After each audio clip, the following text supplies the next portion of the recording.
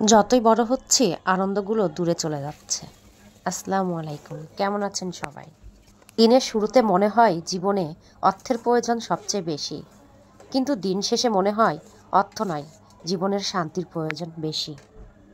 কখনো কখনো মানুষকে ক্ষমা করা অসম্ভব মনে হতে পারে, তবু সম্ভব করুন, সীমাবদ্ধতাকে অতিক্রম করুন, জয় করুন নিজের রাগকে, ক্ষমা করে শিখুন। ক্ষমাই আসল শক্তি, ক্ষমা তো মহতের গুণ। যে আপনাকে পাত্তা দিবে না তাকে আপনি পাত্তা দিবেন না, সে যত বড়ই বিখ্যাত হোক না কেন। মনে রাখবেন, আপনার পৃথিবীতে আপনি রাজা, আর যে আপনাকে আপন ভাবে তাকে আপনিও আপন করে নিন। সম্পর্কের নাম থাকা জরুরি নয়, সম্পর্কের টান থাকাটাই জরুরি। আপনি যাকে আঘাত করছেন তার চুপ থাকাকে ভয় করুন। সে যদি সহ্য করে সৃষ্টিকর্তার উপর ছেড়ে দেয়, তাহলে আপনার পরিণতি ভয়াবহ হবে। মনে রাখবেন, দুনিয়াতে এমনও মানুষ আছে যাদের দীর্ঘশ্বাসটুকু রব কবুল করে নেয়। মানুষ দুটো সময় চুপ থাকে, যখন তার কথা বলার কিছু থাকে না, আর যখন তার অনেক কিছু বলার থাকে কিন্তু সে বলতে পারে না। ভালো সময়ে পুরো পৃথিবী পাশে এসে দাঁড়ায়, আর খারাপ সময়ে নিজের ছায়াও সাথে থাকে না।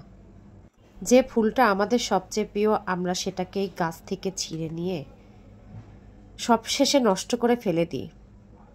যে যায় সে কি ফেরার জন্য কেউ কখনো চলে যায় না। সম্পর্কে সমস্যা সমাধান খোঁজা উচিত, কিন্তু তার আগেই অনেক মানুষ হারিয়ে যায় আপন স্বার্থে।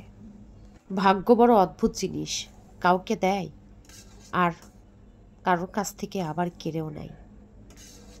স্বার্থ আর টাকা, এই দুইটা জিনিস মানুষকে অন্ধ বানিয়ে দেয়।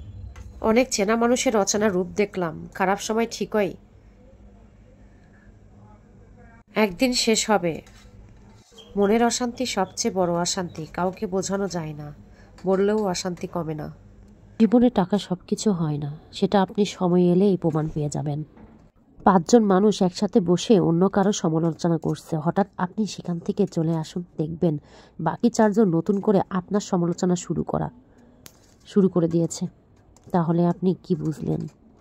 অর্থ আর স্বার্থ দুটোই মানুষকে পশু বানিয়ে দেয়। চেনা মুখগুলো অর্থের গরমে কেমন যেন অচেনা হয়ে যায়।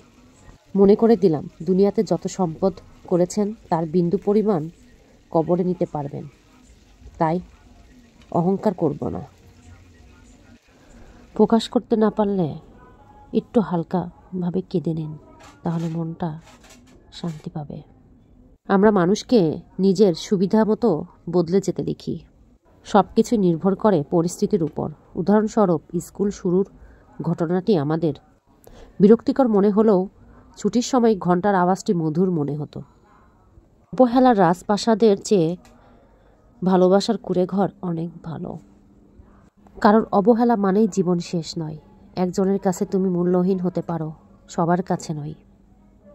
অদ্ভুত, মানুষ যা খুব করে চায় তা পায় না। সবচেয়ে বড় নাটক, হাসতে না ইচ্ছে হলেও হাসি মুখে রাখতে হয়, ভালো না থাকলেও ভালো আছি বলতে হয়। আমার ভিডিওগুলো কেমন হলো অবশ্যই জানাবেন। যদি ভালো লাগে লাইক কমেন্ট শেয়ার করবেন। আল্লাহ হাফেজ।